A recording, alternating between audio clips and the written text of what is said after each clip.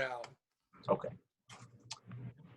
Welcome to the second installment of our podcast for the Fringe Methodologies book with Dr. Smolyanov and Jed Smith.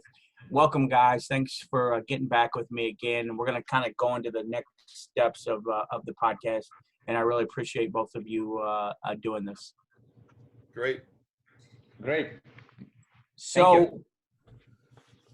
So last week we kind of, we looked at an introduction to everything, introducing people to this idea, because I think we mentioned was that, this high performance model that you guys are discussing is not something that had really been prevalent in the United States ever. It was more of a Soviet birth, and then, maybe in some other countries, namely the East Germans kind of had a really good system in place as well in the high performance model. It's not been duplicated here yet. It's kind of getting like you kind of see some movement in that direction in the United States. A little, it's looser and a little disjointed, but you kind of can see that now. It looks like it a little bit more, but still nowhere near that level that we had seen with the Soviets by any stretch of the imagination. So what I want to do is kind of give more background into this, how was on that larger level, how was the high performance model, developed? So if you would, Jed and Dr. Smolyanov, give me an idea on, give the listener an idea on the history of the high performance model, and then, how did this show itself in the early United States influence? Joseph, it all kind of stems as far as the model and how it was evolved out of really Taylorism. Frederick Winslow Taylor in scientific management in the United States in the Industrial Revolution. In the business world, so basically, how do you control the process of designing and creating machinery, whether an automobile or whatnot, to get a better product? So think about, when we get into this, the athlete is what we're trying to develop and create. Okay, and this is where the Soviet Union took these concepts that we were using here, starting in the United States in the Industrial Revolution, to manufacture whatever, and we need a better product because it's very competitive. As far as in the business world, when you're creating any type of product, you're competing in the automobile industry against another automobile or whatever. They took those concepts and applied to sport, which is amazing. So what it is really controlling the process more stringently. So what's the process in manufacturing? You can break down all the components that go into like an automobile. So we have a group that is working on, let's see, the comfort of the ride, the suspension. You've got the engine. You have the luxury inside of the car as far as the interior, whatever. You break up, anything that you're manufacturing, and start to streamline and look at, how do we do this more efficiently? How do we create this better? And we're breaking up into components of this entire product. And so that's really the idea of scientific management, and then putting a little bit more management individuals in place so that they can oversee the process more, and then measure, instead of educated, just sitting here and using my own pre-existing notions of what we need to do. Let's actually measure and have standards in this area. What are the standards? Can we meet the standards? And in this area, and in this area, which we call in the high performance model, pillars of performance. We measure and create standards in each pillar of performance. Okay. But with this, it was a great business model because we still use it today. It's moved into hospitals. That was the first movement before sport, kind of, in the United States, was hospitals. But the Soviet Union literally went in and said, started applying it in sport at a very, very high level. And that's really where it kind of took off. And we're just now jumping in. Peter. But one example of how we are jumping in is, for example, with the system of new periodization and more advanced periodization training systems, where in the Soviet Union, huge amounts of data, of results and physical indicators on each athlete have been collected and analyzed. So going beyond the theoretical periodization and conceptual periodization.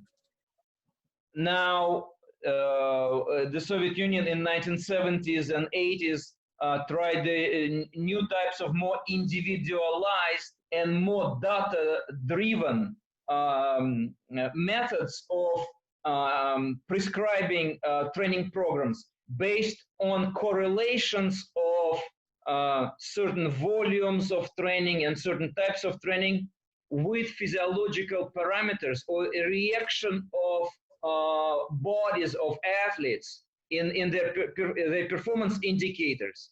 So correlations have been developed, and therefore now a data-driven, data-informed training programs started to develop. Now it is available to high performance athletes in the United States and the former Soviet scientists and coaches who were operating, who developed these new systems of training beyond traditional, beyond classical periodization. They now are advising top swimmers, runners, triathletes out of University of Richmond, and there is an online program that we discussed in our book that is used.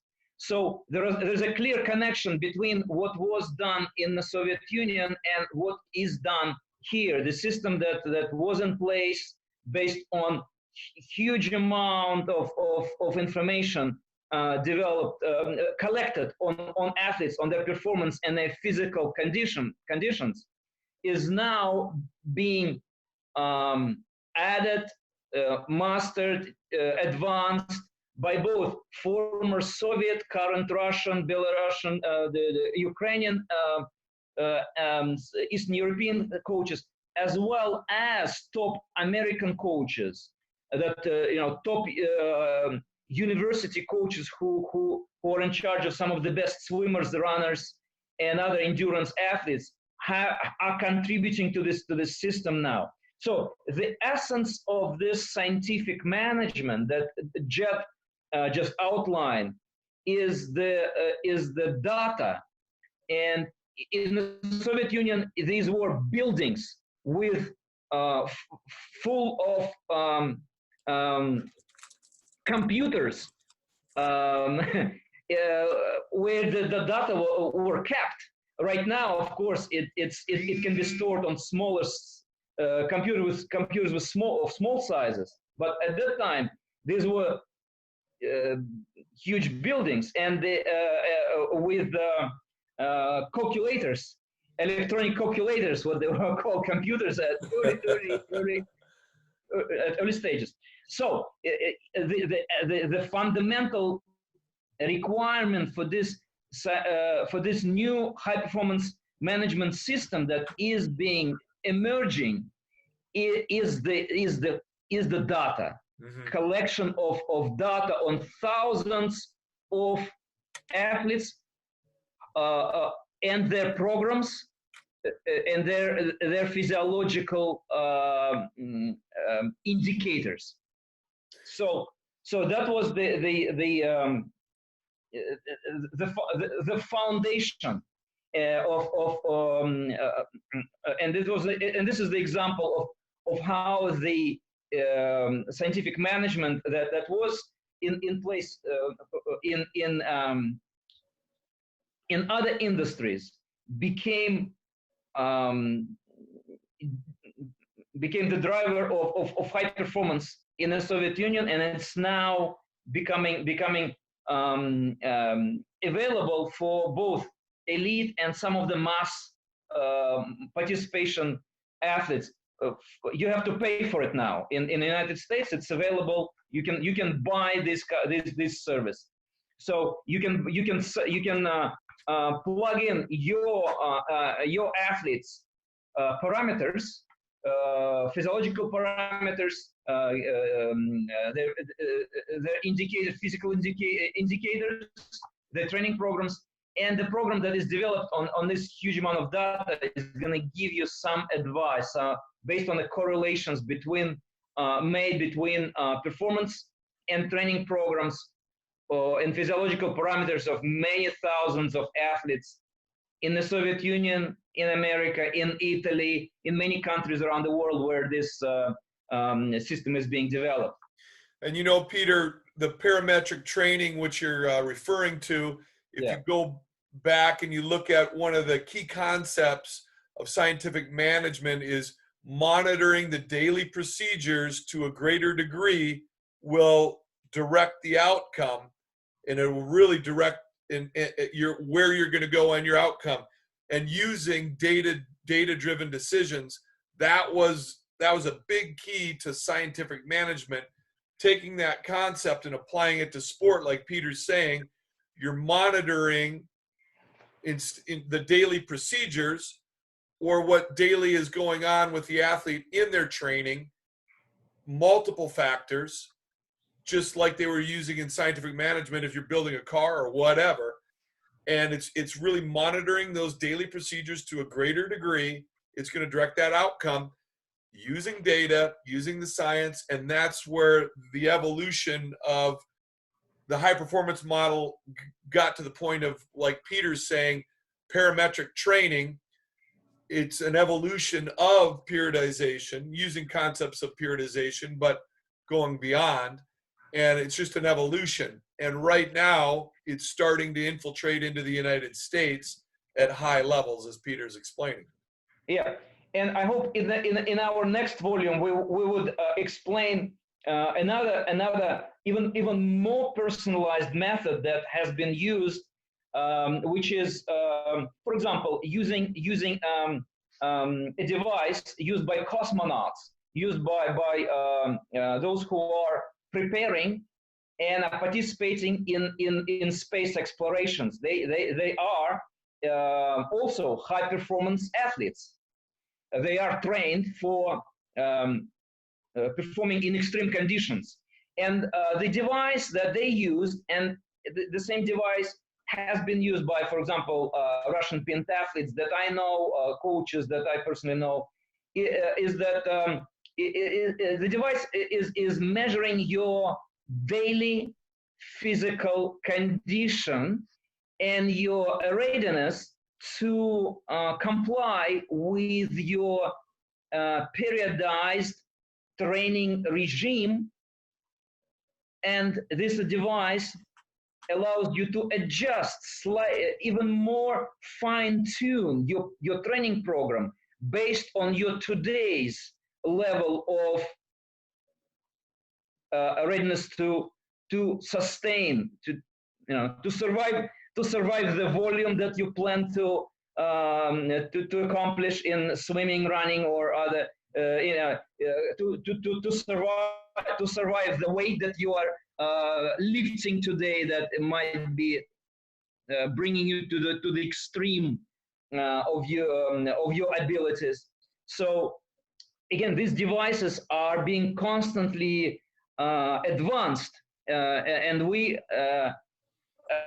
So I hope that we will describe describe the ones that are currently being used, that haven't been used much in past 10 years. But I think for us, in order to move ahead and give a fair reflection on the whole book, we need to say that this micro level training and recovery practices that are part of high performance management model, which is general training, sport specific training, psychological training, medical services, diet, and the career and education services. They all have to be able to operate and be supported on the three levels, on not only on micro level, where your coach and your sports specialists are working with you, but also the coach, the manager, and other sports specialists must also zoom out and see the broader picture, which is the infrastructure that supports this micro level. This infrastructure, first of all, is your training centers that include all the facilities for training, for medicine, for good nutrition, for good rest, physiotherapy, career and education. Everything must be in these training centers provided. The system of competitions, how they're structured, how you provide competitive activities on the, not only on annual and monthly and weekly basis, but also on the maybe on a daily basis. So this integrated system of competitive activities is the very heart of this high performance management model, and it's not driven by profitable entertainment events. If you want to be a high performance, if you want to be a champion, and if you want to be the best in the world, it must be driven by the well-developed, periodized system of competitions that provide you gradual progression to this annual events that are the most profitable, the most important. But it starts with your daily training, with your weekly minor competitions, with your monthly events, and then 3 monthly, quarterly events, and then your annual events, and then at Olympic levels, your Olympic Games, that is your ultimate goal. But your competition system is part of this meso-level infrastructure that is necessary for good implementation of micro-level practices. And another important component of meso-level is your intellectual services infrastructure that provides you a sophisticated, advanced services that are education, science, medicine, philosophy, and promotion is part of this. So this integrated meso level is critical for successful high performance management, and also macro level. What macro level is your it sounds like administration and organization, but it's also critically important for every coach that operates on micro level, because without good partnerships on the macro level, no program is going to be able to support good services to even intermediate level athletes, and no elite athletes are going to be developed. Yeah, so and macro level is your partnerships with all possible supporting organizations, and your very well developed financial support that is balanced between your elite and your mass participation athlete support, so that you have a reserve. You have sufficient number of competitive athletes who support your elite athletes. Mm-hmm. There are quite a lot of examples of how this has been implemented, and we published on this in our other articles with Jed on how it's done at University of Northern Iowa, for example, right? Yeah, and Peter, I'll add a little bit here, Joseph, as well, because we actually are applying these concepts in a high-performance director setting at University of Northern Iowa. For example, when Peter said being able to zoom out to see the big picture and make the relationships with outside resources to get financial help in order to be able to support the micro level. You have to be able to understand the micro level, but if you don't understand the macro level, you aren't going to be able to get the resources to supply at the micro level the technology, whether supplementation, nutrition, to the athletes to develop the product that we're talking about in the scientific management concept. So, for example, a real life application of this would be us teaming up with the medical entity in town, Cedar Valley Medical Specialists. And with that in mind, we took a technology that's being used in the NFL Combine. We're actually the first university in the U.S. to use this technology, which is called CRT, Cost Reduction Technologies. This technology is used in the NFL Combine. Every single athlete goes through and gets tested. It's isokinetic testing to look at the joints, and you're looking unilaterally throughout the body to find if there's some type of deficiency, where there was an injury, pre-existing injury, why they use it, and it's the only real testing that can be held up in a court of law in this regards. It's not subjective testing, it's subjective data, and you'll actually pinpoint and find where there might be a pre-existing injury. Why does the NFL care about that? Bottom line, I hate saying this, but cost reduction technologies, you might not have to pay that athlete as much when they're drafting because he's damaged, he's injured. Well, the CRT technology is used in workers' comp claims. So this injured individual is collecting workers' comp. They test, they can find out if it's a real injury or when they can return back to work. So we took this concept and this idea, and we worked with the hospital to be able to work with CRT technologies, which they have this in a physical therapy setting in clinics to be able to determine workers' comp claims, right? So we brought the CRT technology here into our weight room, had a strength coach get trained in on it. 100%, that strength and conditioning coach gets paid by the medical entity, finds pre-existing injuries with all of our athletes that come into University of Northern Iowa, refers those athletes to the specialists, the medical specialists that can help them. So they get their kickback from the referrals. Obviously, it's medical attention, medical service.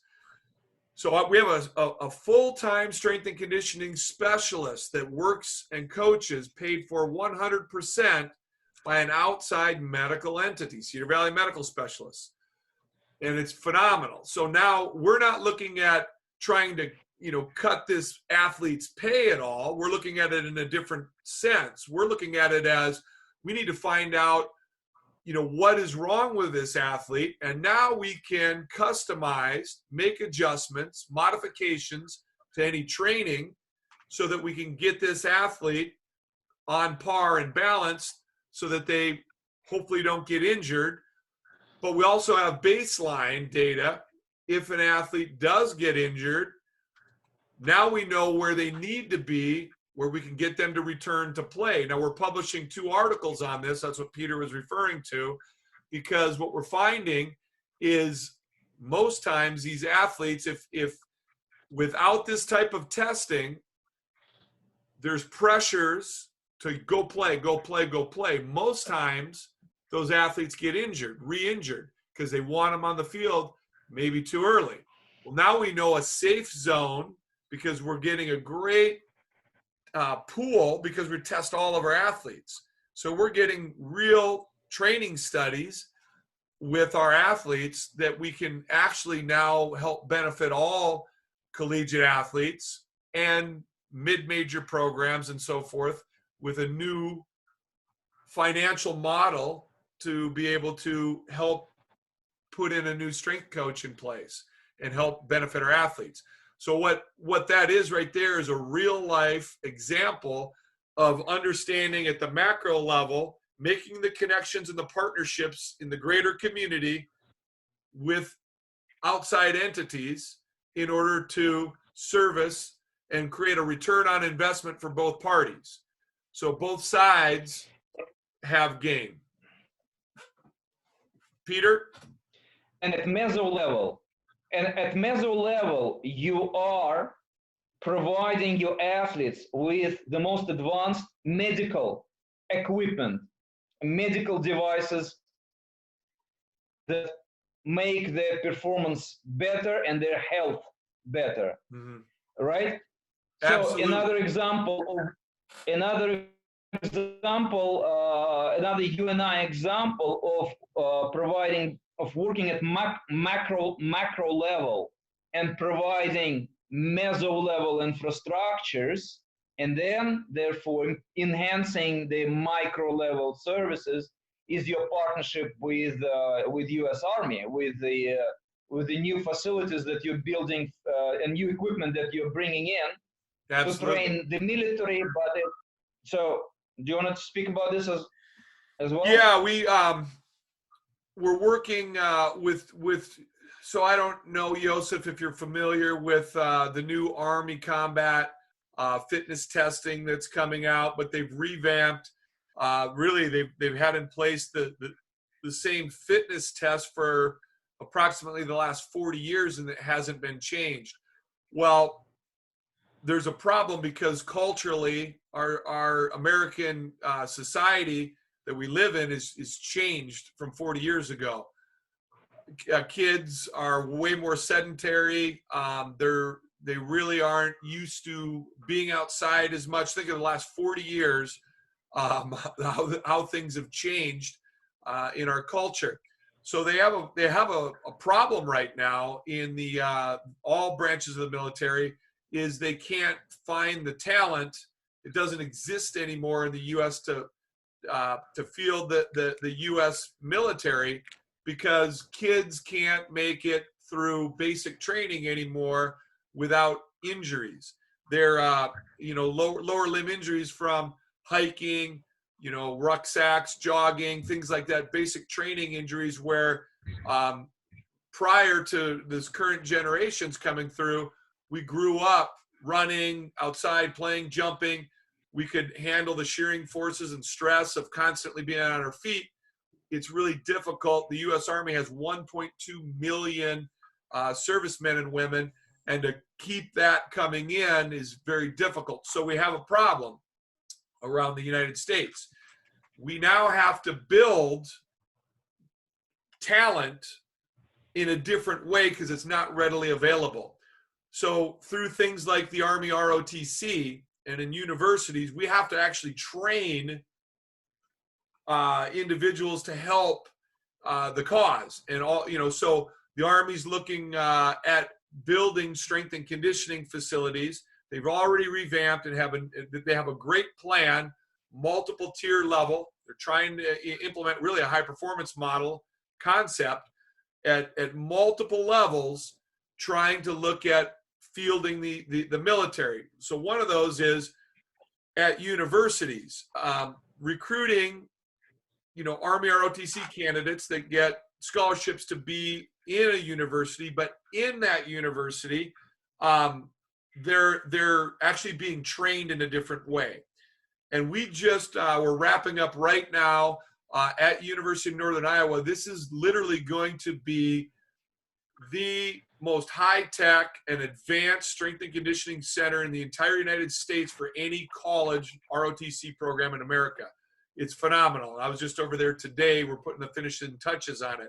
So it looks like a collegiate, high-level, Division I strength and conditioning center, but it's for Army, ROTC. These are popping up all over in Army bases. Tactical strength and conditioning is going through the roof.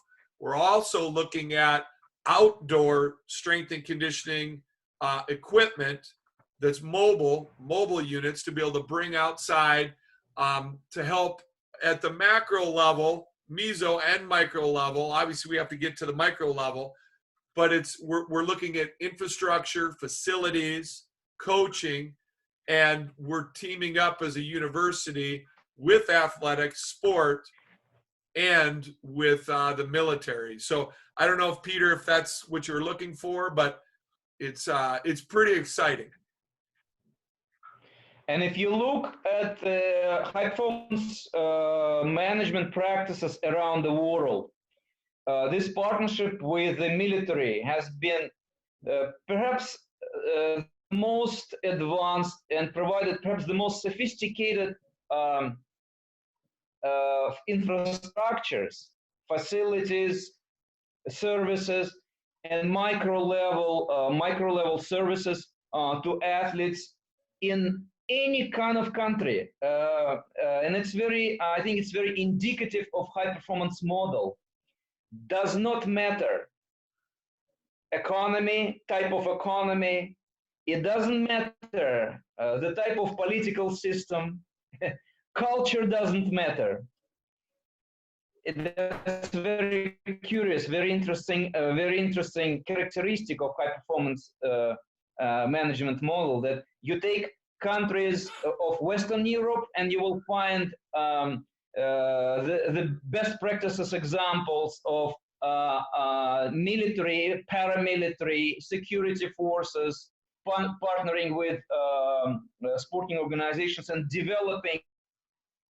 helping them to develop top class programs, facilities, training centers, and athletes. You look at China, you will find the same thing. You look at any type of country, any type of socio-economic and political system, you will find examples of this kind of partnership. Yeah, sport and military. It is. And I was going to say, the best example, the Soviet Union developed in the sports school system, and we could get into we're going to go down a rabbit hole if we go here, Josef, because Peter, grew up in a sports school, and it's how it's broken up in the Soviet Union. Sport, in the former Soviet Union, sport and military go hand in hand, and one hand feeds the other.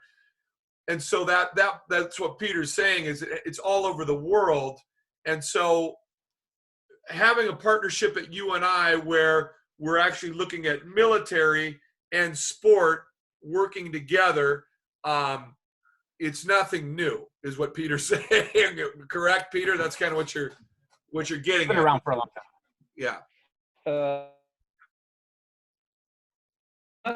Nothing from ancient times of Greece and Sparta, when Sparta, as being the most probably well-known high-performance athlete producing country of ancient world, because of their military practices.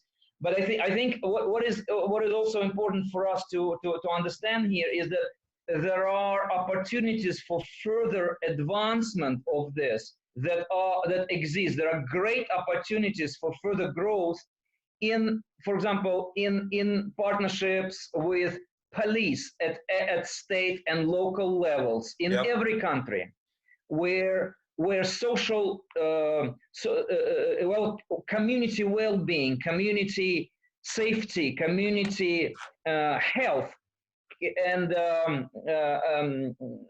reduction of antisocial behavior can be achieved for everywhere in the world, including the United States, by better, closer, and deeper partnerships with, for example, police. And implementation of world's best practices that we touch upon in our book on high performance management model it demands this. So we're giving some prompts and hope that in the future we might have more of those, some prompts to for coaches to have better community outreach and develop more and better, deeper, longer partnerships with broader spectrum of organizations for the benefits of both community, these organizations, and their sport clubs, their sport teams. You know, and I want to add a little something there, Joseph, because he had some great points in there. When you start thinking about police, military, you look at space exploration, where's all the technology in tactical professions and elite sport? So they tie in. All that filters down into even general fitness later, because people are looking at performance. So at the highest levels of performance, if it's police, if it's military, you know, whether it's nutrition, technologies, where is that stuff evolving in to get an edge, to get a competitive edge? And or space exploration, you know, NASA, the cosmonauts, it doesn't matter. They're around the world looking at how do we get to perform at a higher level. And so that's where this integration of military and sport. What are you guys doing? What are you doing? Can we see? Can we use? Can we utilize it? But then you go down to, like, at the micro level in communities, the Police Athletic League was famous in the United States for developing youth sports in cities, where you have police officers coaching in community centers and so forth. And I was involved in that up in Minneapolis years ago in the Community Olympic Development Program. So funding comes through the Police Athletic League, the PAL, and the Community Olympic Development Program from the national office at the USOC, and working with community leaders and coaches, and at the grassroots level, developing athletes. It's a high performance model in a way, and it's an evolution that needs to still be thought about. And how do we integrate everything together to get to high level performers and finding these athletes? So I think in our book we always in every section we try to give some prompts and some ideas to those who might be able to develop this at local level. We give examples of how this particular practice works at top elite athlete level, but we also try to prompt some ask some questions and prompt some actions so that this practice goes down to the masses. Here in the United States, the Army does provide a very good program for athletes, and Forrest Gump, it goes back to Forrest Gump times when he was playing ping pong in China. He was being a soldier in the U.S. Army. That's when a very intense development of U.S. Army top athlete program was taking place, and it might be funny that you play ping pong as being a serviceman, but only if you are. It is. I mean, you'll be laughing at it only if you do not have a very good vision for the future. Now you can be a synchronized swimmer competing for the United States and being able to serve in U.S. Army, receive support as elite athlete. If you are really good manager of this program, you will find career for a synchronized swimmer or rhythmic gymnast, female athletes in the Army. They will be able to be even the part of the SEALs squads if you develop them very well. We're trying to help those units to think broader. So at the moment, the unit exists and it's very efficient, but it's mostly effective for those who are directly related to the military: shooters, wrestlers, combat sports that are swimmers. Huh? Swimmer, swimming is also important. Wrestling, yeah. Shooting. Yeah. Yes, but all Olympic sports pretty much are now part of this program, and all associations are now charged with the not only with elite development but with also mass development of athletes, and that's where the military can help and develop better partnerships with associations, because in every local community, most Olympic sports have potential to improve the pool of potential military personnel. As Jed said, it is a demand now, and this is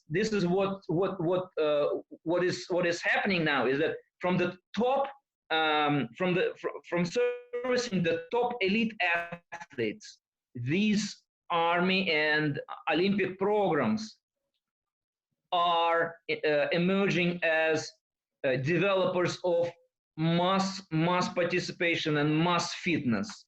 Again, nothing new about it. During Cold War and President Kennedy's presidency, it was being developed at much greater pace and much more intensively than it is developed now. It can happen, and it can happen much better, and we can have much better results for both at a community health level, and as a result of this, at Olympic performance level. So if the Soviet Union is replaced now by China, China is the main challenger of the United States now on both economic and military levels, and politically, economically, and militarily. China is becoming another USSR kind of competitor for the United States. If we do not put more efforts, if the United States is going to be sitting and celebrating its successes now at a top Olympic level and at community health level, China is going to be better and more powerful very soon. So what we're helping to all countries to do is to advance their socio-economic system through, and the health system through sport, through best practices of elite sport programs. So again, at UNI, it's happening. I hope in our next volume, we will give examples that are real life examples and serve as evidence for integrated high performance management implementation that is systematically managed at micro level, meso level, and macro level as one integral process. Joseph, that was one question we had, and you got one question in, but there's a lot. We got a lot of mileage out of it, though. We got a lot of mileage out of that one question. Yeah, right. We got 45 minutes, I think, out of one question. And you know what? That might be a great stopping point now. Yeah. And I think we just continue on with some of the next questions before because we can literally keep doing this for years. Because it's great stuff, and what we're trying to do, what Peter and I were discussing, is really trying to get people to understand a big overview of what's going on here, get a little understanding of the macro, the meso, the micro level, because this book is all the micro level, and it's really just the little teeny things, but these are kind of meaningless, as Peter was saying, unless you understand how to get the resources and where are you going with all this, So I think zoom out. Yeah, I think that one of the books that I published from it was originally written in '87 was The Secrets of Soviet Sports Fitness and Training, and then Secrets of Russian Sports Fitness and Training. Kind of, that was the introduction to that idea, the system. Like, we didn't have anything like that in the United States. Right. Our Olympic committee we don't have a national Olympic program, if you will, in any way that resembles what the Soviets did. It's very loose, disjointed. We don't have a national sprint coach, or a department for that.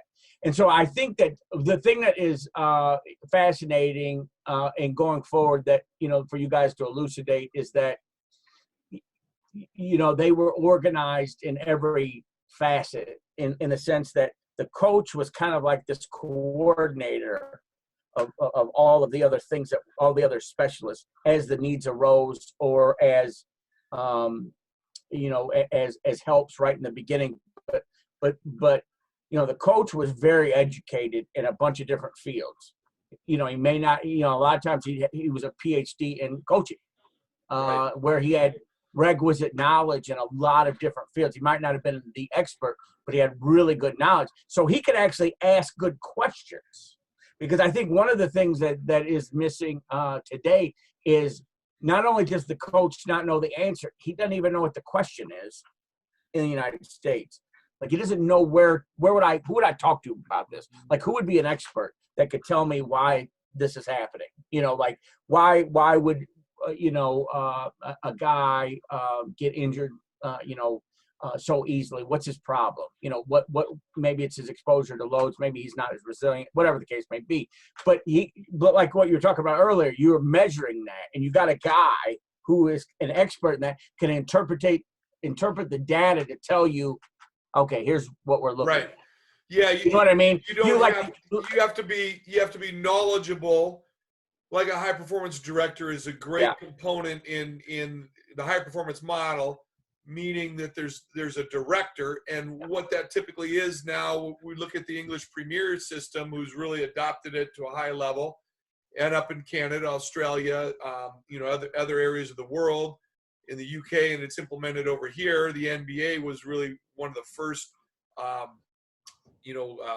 pro sports organizations to start adopting it. But having a high performance director, someone that's very knowledgeable in all those pillars of performance, right. The coach gets to coach.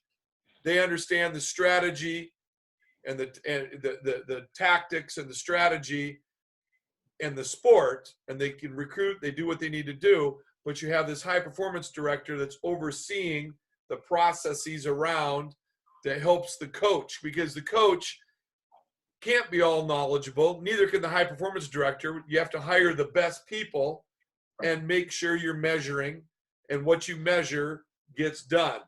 And so making sure that you're measuring and showing the standards, and then continuing to evolve and create best practice. So this is the best now. This is the best we know now. How are we evolving it? And it's controlling the process. The coach can coach, the coach can recruit, but all these other now components, because sport has evolved so greatly, it's a lot more difficult now than just one guy trying to know everything. Yeah, exactly. I think what it is that, I've had this talk with sport coaches many times, which is try to stay in your lane, in the sense of, if you're the sport coach, you're not, like, let's say it's high school football. You're not a physiologist. You don't know conditioning. Mm-hmm. You don't know it. It's just not your area, right? And so, but how cool would it be if you had an expert in physiology who could help guide that process for you, right? Right. Because the one of the things that I see, let's just say at the high school level, that preseasons are 2 weeks long, and so the common idea is, we got to get them in shape in 2 weeks. Well, anybody who knows anything about physiology knows that's not possible. It's not possible. Right. If the guy wasn't in shape 2 weeks ago, he's not going to be in shape today. The only thing that you could do is hurt him, which happens a lot. This is why you see a lot of non-contact injuries, like maybe in the preseason in the NFL. Why? Well, because they weren't ready, and you threw them into the, yeah. You know what I mean? Like you are presuming knowledge about something you really don't know anything about, And it's not the coach's fault. I think part of it, maybe he feels pressured to know, but the fact is, why would you know? You know, you're a sport coach. If your plumber comes over, he doesn't know anything about your electrical work. I mean, that's not his job. He knows his job, right? And so I think the thing that is number one is that understanding that and getting that team effort, like you guys are talking about, this where everybody brings to the table their expertise, and then the fringe part being what's the bleeding edge of that particular field, so that this athlete is getting the very best of each component. He's getting the best intervention in psychology. He's getting the best intervention in nutrition, you know, in sports med, or any of the different things. He's getting the best of all those worlds.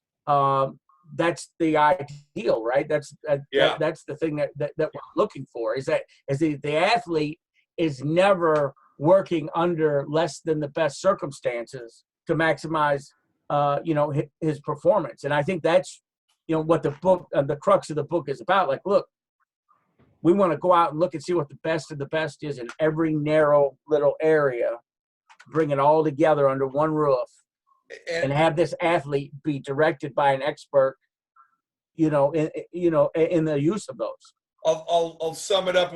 A good way to kind of finish this one off is an old Bear Bryant quote. So Bear Bryant was asked by a reporter once, you know, what's your secret? Why are you so good? Why are you guys always so good? And he goes, honestly, because I never hired anyone that wasn't smarter than I was.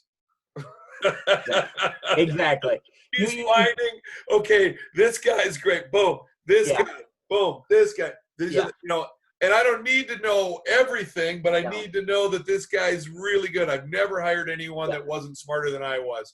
Yeah. That's the secret to my success. That's absolutely the case. Look, you know, it's impossible that you could be the expert in 100 different areas. Right. It's not possible. So you have to just go out. You know, you want your personal physician to be the best physician, right? I mean, at least you hope so. You know, and that they're practicing the best practice. It's like, yeah. So using the best methods. You want, you know, all the people that you have in your life, you want them to be. You want your mechanic to be the best mechanic, and he's using the best practices. You know, anybody who does work for you, you want that. So I think, exactly right. You want very smart people who are experts in their area, and then you just need one person, the high performance person, to understand how to apply it in the specific situations as it comes up. I think that's the other rate limiting factor. Yep. Let's monitor the process. And let's make sure that we're evolving in each area, and that's they get to where you need to get. Yeah. The one thing that I've heard, and Peter, I'm sure you probably could verify this, is that all the scientists, you know, the guys who are specialists in the field would always say, well, you know, the coach will know what to do, because they're presuming that the coach is competent enough to take the information from the specialist, understand it at least well enough to apply it appropriately. Because a lot of people will ask a real specific question about some complex scientific concept, and the scientist will always say, well, I don't know, it depends. But a good coach will know. And that's where that relationship between the high-level coach or performance director has this other relationship with the expert, and can take that data or the information, expertise, and then take it and apply it in specific situations. I think that's one thing that really is a critical component.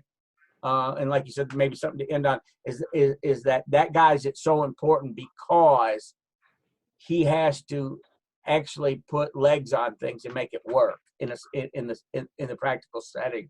And so maybe that's something that we can talk about next time. But I think that you know, this is a critical idea to set this all up, because it still isn't fully functioning in the United States in the ideal way. Still got a ways to go with that. And so, you know, obviously you guys will be able to talk about that next time. How can we get that integrated into a real live situation optimally? Yeah. All right. Thanks, Joseph. Thanks, guys. I appreciate your time as always. Yep. Thank you very much. Thank you. Bye-bye. Thank you. Until next. Thank you. Yes, sir. All right. I'm going to end this, guys.